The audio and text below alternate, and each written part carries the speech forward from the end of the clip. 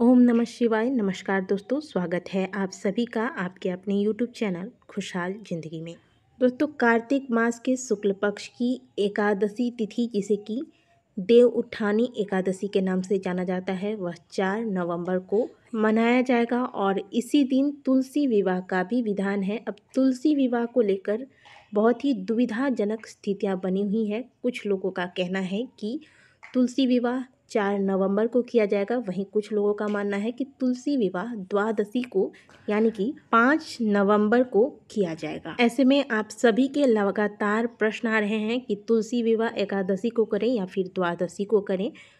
इस वीडियो के माध्यम से आप जान पाएंगे कि तुलसी विवाह करने का सही समय कौन सा है, किस दिन आपको तुलसी विवाह करना चाहिए, क्या तुलसी विवाह करने के लिए व्रत रखना आवश्यक है तथा तुलसी विवाह किस श्रेष्ठ मुहूर्त में करना उत्तम माना गया है, किस समय में आपको तुलसी विवाह करना चाहिए।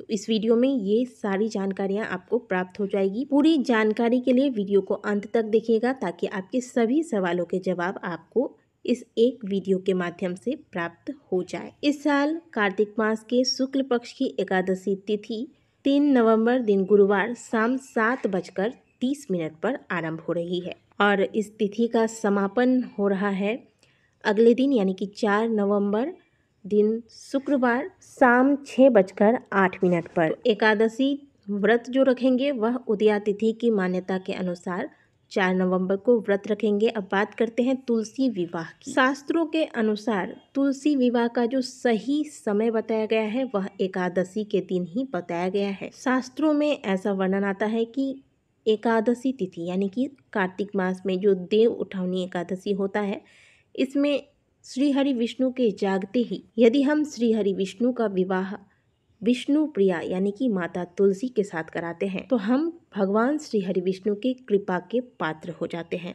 तो यदि आप तुलसी विवाह सबसे अच्छे मुहूर्त में करना चाहते हैं तो आप 4 नवंबर दिन शुक्रवार शाम 6:08 से पहले ही तुलसी विवाह संपन्न कर लें। इससे पहले आप तैयारियां इत्यादि कर लें। इसके बाद शाम 6:08 से पहले यानी कि एकादशी तिथि समाप्त होने से पहले तुलसी विवाह संपन्न कर लें, क्योंकि एकादशी तिथि इसके बाद समाप्त हो जा रही है। तो तुलसी विवाह का जो सबसे शुभ मुहूर्त है वो हमने आपको बता दिया। आपको 4 नवंबर शाम 6:08 से पहले तुलसी विवाह संपन्न कर लेना है। इसके लिए आपको कुछ आवश्यक सामग्रियां चाहिए होगी, जैसे कि श्री हरि विष्णु के लिए पीले रंग के वस्त्र ले लें, तुलसी माता के लिए आप चाहे तो साड़ी या फिर लाल रंग की चुनरी ले लें।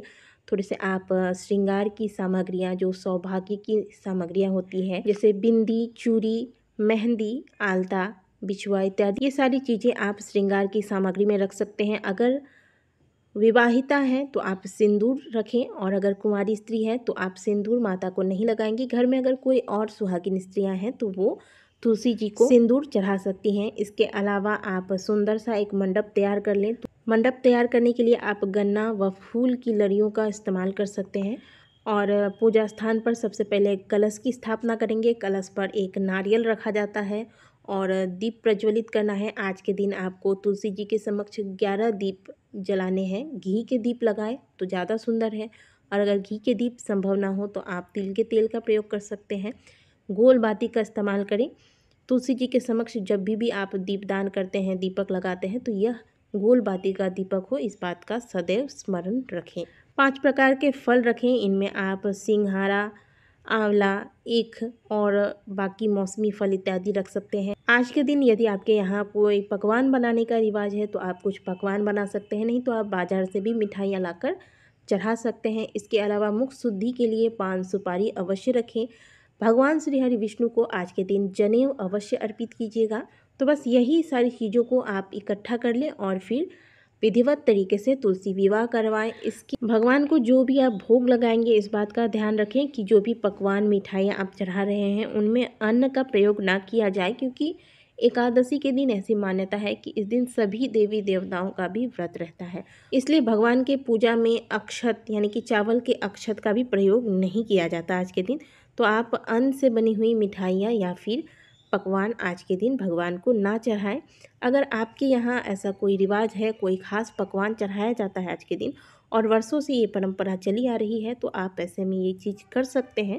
लेकिन हमारे यहाँ आज के दिन अन्न का भोग भगवान को नहीं लगाया जाता। तुलसी विवाह करने से पहले आप स्वयं भी बहुत सुंदर से तैयार हो जाइए। जिस प्रकार से आप विवाह के अवसर पर तैयार होती हैं, आसपास की महिलाओं को भी बुला लें, तैयार होकर सभी बैठकर विवाह के गीत गाएं। इसके बाद तुलसी विवाह करने के पश्चात ओम नमो भगवते वासुदेवाय मंत्र का 108 बार जाप आज के दिन अवश्य कीजिएगा, क्योंकि आज का दिन बहुत ही महत्वपूर्ण दिन है। और आज आप अगर भगवान श्री हरि विष्णु का एक बार नाम भी ले लेते हैं, स्मरण भी करते हैं, तो उसका फल कई गुना अधिक प्राप्त होता है।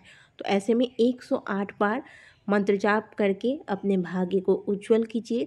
साथ ही बहुत से लोगों के सवाल आ रहे हैं कि क्या तुलसी विवाह करवाने के लिए व्रत रखना अनिवार्य है। तो देखिए, यदि आप एकादशी का व्रत रख रहे हैं तब तो आपको व्रत रखना ही है। व्रत के साथ भी आप तुलसी विवाह करवा सकते हैं, ये तो बहुत ही अच्छी बात है। लेकिन जो लोग एकादशी का व्रत नहीं रख पा रहे हैं, क्योंकि एकादशी का व्रत कोई साधारण व्रत नहीं है, ये बड़ा ही कठिन व्रत होता है। तो ऐसे में बहुत से लोगों के द्वारा यह संभव नहीं हो पाता है इस व्रत को धारण कर पाना।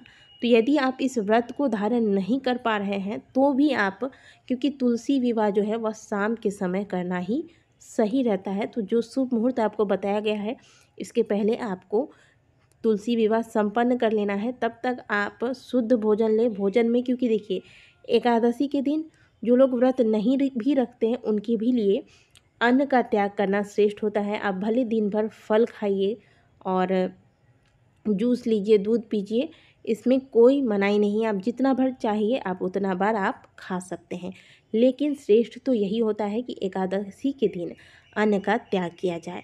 तो आप कम से कम ये भी नहीं कर पाते हैं तो कम से कम जब तक तुलसी विवाह नहीं करवा लेते हैं तब तक अन्न का त्याग करें, फलाहार लें। फिर तुलसी विवाह संपन्न करने के पश्चात आप चाहे तो रोटी बना के खा लें, लेकिन प्रयास करें कि जितना संभव हो आप आज के दिन चावल खाने से बचें। तो इस प्रकार से आप तुलसी विवाह करवा सकते हैं, व्रत रख के भी और बिना व्रत के किस प्रकार से आपको तुलसी विवाह कराना है ये हमने आपको बताया। साथ ही जिनके पास शालिग्राम भगवान नहीं है वो तुलसी विवाह विष्णु भगवान के फोटो या फिर मूर्ति अगर उनके पास है तो मूर्ति से भी करवा सकते हैं। लड्डू गोपाल जी है तो उनके साथ करवा सकते हैं। लेकिन श्री राम की फ़ोटो या फिर मूर्ति, क्योंकि श्री राम भी भगवान श्री हरि विष्णु के ही अवतार है, लेकिन श्री राम की फ़ोटो या मूर्ति के साथ भूल के भी आपको तुलसी विवाह नहीं करना है। श्री राम जो है वो मर्यादा पुरुषोत्तम है, इसीलिए आपको ये करने से बचना चाहिए। तो भगवान विष्णु की कोई भी फ़ोटो या मूर्ति है तो उनके साथ आप तुलसी विवाह करवाएं। आज के दिन तुलसी जी को जल न दें, बाकी आप विधिवत तरीके से पूजा अर्चना सब कर सकते हैं। अगर शालिग्राम भगवान के साथ आप तुलसी विवाह कर रहे हैं तो आप जल भी चढ़ा सकते हैं। और आज के दिन आपको भूल से भी तुलसी के पत्ते नहीं तोड़ने हैं। तो दोस्तों, इस विधि से आपको शुभ मुहूर्त में तुलसी विवाह को संपन्न करना है। दी गई जानकारी यदि अच्छी लगी है तो वीडियो को लाइक ज़रूर कीजिएगा। कमेंट बॉक्स में हर हर महादेव अवश्य लिखिएगा। मिलते हैं आपसे अगले वीडियो में, तब तक के लिए ओम नमः शिवाय, हर हर महादेव।